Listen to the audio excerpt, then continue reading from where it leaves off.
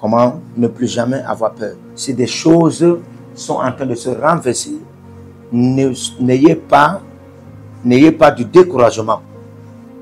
Ne dis pas pourquoi moi. Sois courageux, sois fort. N'aie pas peur et ne sois point découragé. Parce que tu peux être entouré de tous tes côtés. Et Dieu dit, ne regarde pas tout autour de toi. Et tu dis, oh Dieu, et tu n'aie pas peur et ne te décourage pas. Ne dis pas Dieu, oh, je n'ai pas prévu ceci, je n'ai pas prévu ceci.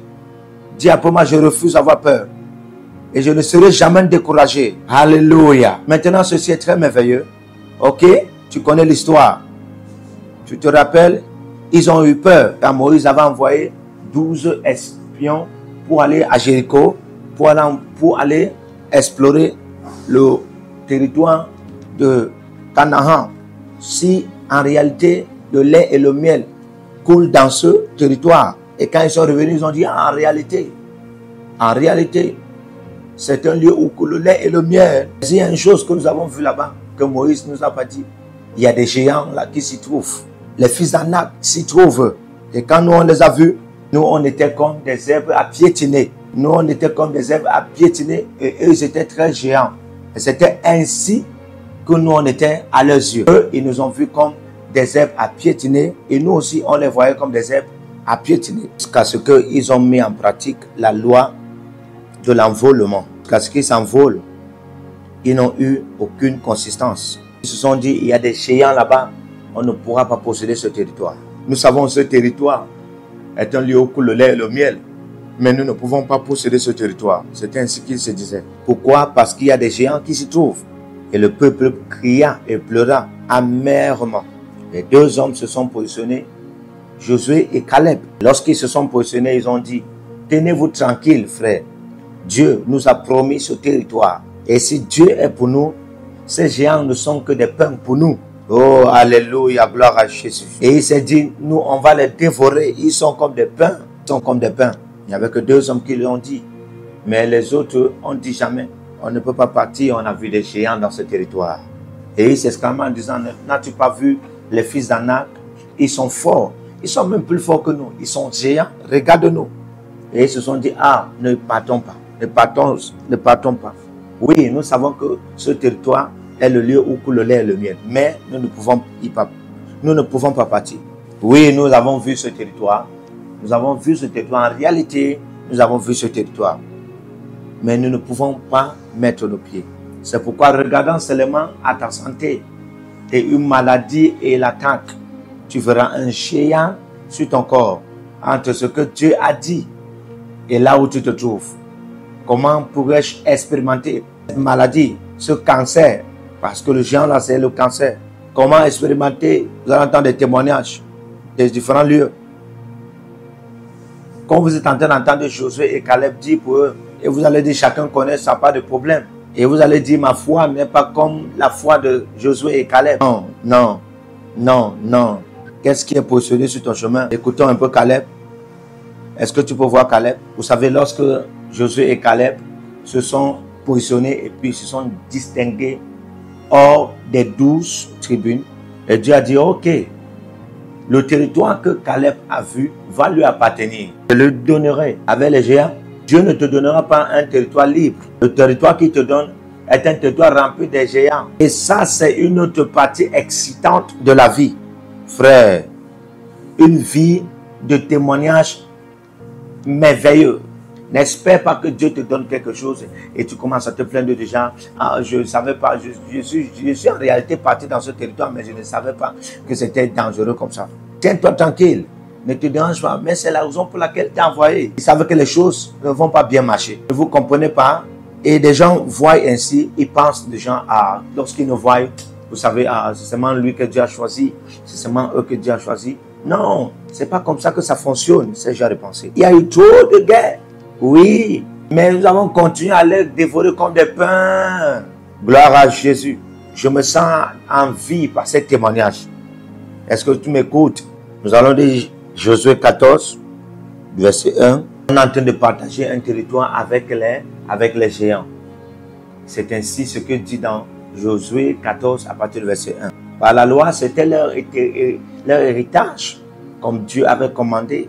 C'était pour les 9 tribunes et la tribune en demi et les 2 autres tribunes. Mais pour les Lévites, il n'a donné aucun héritage parmi eux. Vous pouvez vous rappeler pourquoi.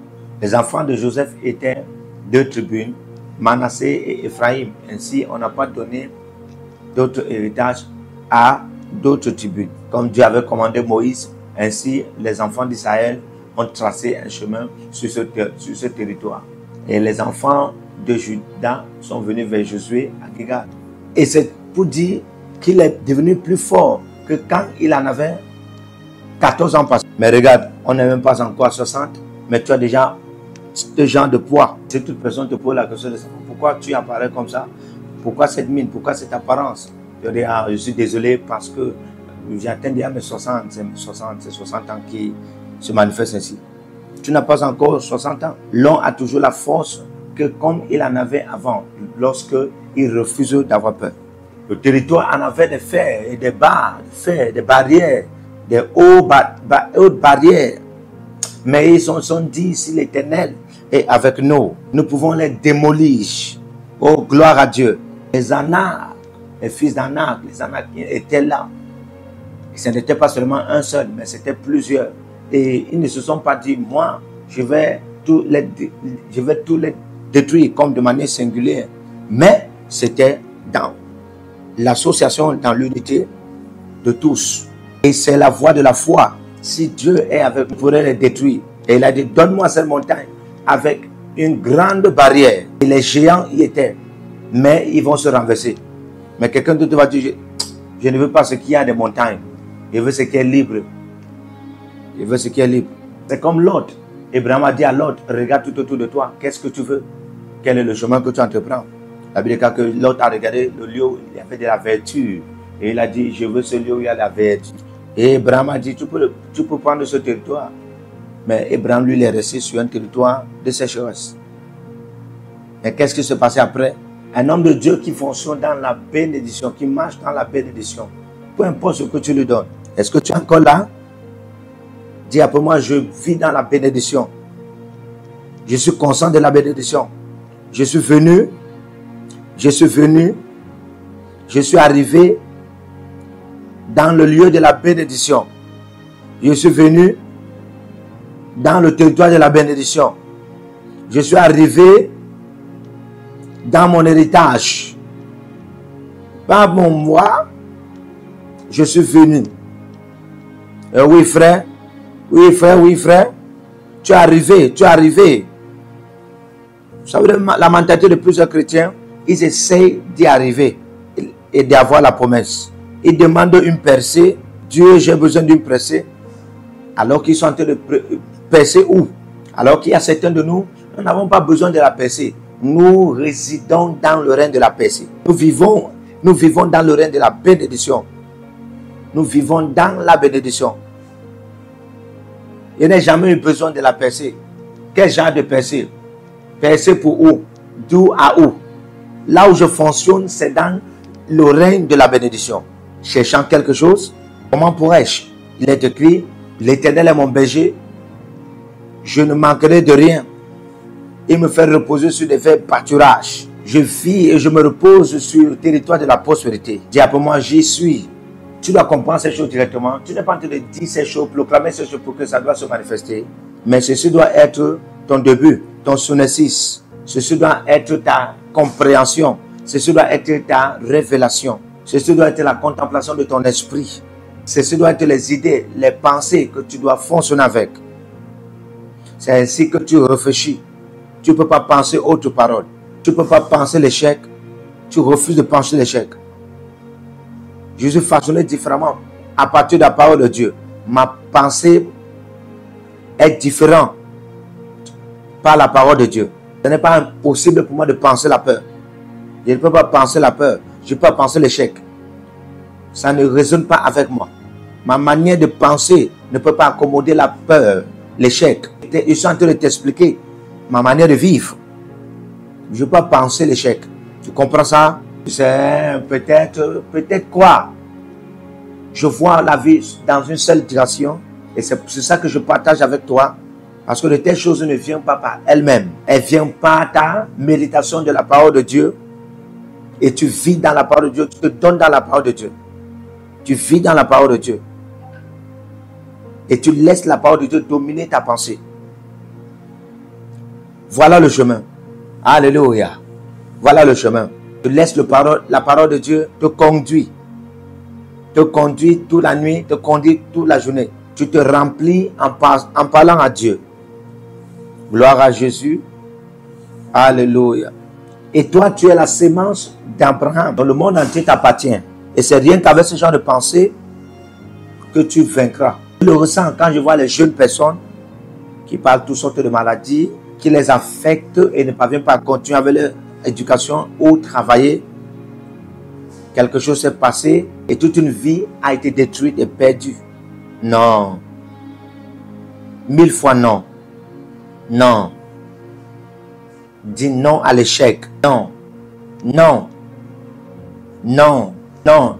Dis non à l'échec. Toutes sortes d'échecs. Que ce soit la peur dans ton lieu de service, que ce soit la peur dans ton aspect académique, la peur en toi, l'échec dans ton système, toutes sortes d'échecs. Non à l'échec. Que ce soit le cœur, l'échec, que ce soit les reins, l'échec. Dis non à tous ces genres d'échecs. Que Dieu vous bénisse. Amen. Que le Seigneur vous bénisse. Partout où vous êtes connectés au prophète Jérémie Naou, à la source de feu de Jéhovah Tabira. Donc si vous vous connectez par vos semences, vous allez puiser du feu, le feu dévorant. Donc connectez-vous maintenant partout où vous êtes. Au Togo, voici, nous avons le flux de Togo. Connectez-vous maintenant. Du Togo, connectez-vous et puisez le feu dans vos batailles. Vous êtes en Côte d'Ivoire, connectez-vous maintenant par MTN et libérez votre semence par Wave sur Flows ou comme sur MTN et puisez le feu dévorant du Saint-Esprit dans vos batailles. Au Gabon, maintenant prenez les contacts et libérez votre semence. Libérez votre semence maintenant. Connectez-vous et que toutes ces prières, toutes ces déclarations, tous ces enseignements deviennent maintenant votre héritage et siègent dans votre sang. Siège dans votre sang et devient l'héritage de vos enfants. Partout où vous êtes. Vous pouvez aussi libérer votre semence par Réa ou par MoneyGram. Et vous mettez le nom du prophète Jérémie Naoum qui est là, sur la fiche, et vous mettez le pays, le Togo, et vous mettez mon contact, et vous verrez la gloire de Dieu. Et le Seigneur ne manquera pas de vous bénir. Et vous pouvez aussi vous inscrire à l'école prophétique Les Aigles en Action, à l'Institut biblique L'Aigle de la Révélation. Vous êtes un jeune pasteur, inscrivez-vous maintenant. Et vous voulez une section de délivrance personnelle, inscrivez-vous maintenant. Vous voulez une consultation prophétique personnelle ou VIP, inscrivez-vous maintenant. Vous avez quelqu'un qui a été malade et vous voulez que je prenne soin de la personne et que je prie pour la personne. Vous avez quelqu'un qui a une maladie qu'on ne comprend pas, inscrivez-vous maintenant et vous verrez la gloire de Dieu. Tous ces enseignements, ces prières sont à vous. C'est votre héritage. Utilisez-les, priez avec, partagez et vous verrez la gloire de notre Seigneur Jésus-Christ de Nazareth. Et n'oubliez jamais, avant de partir, libérez vos semences et écrivez, l'Éternel a parlé, l'Éternel a agi. Shalom.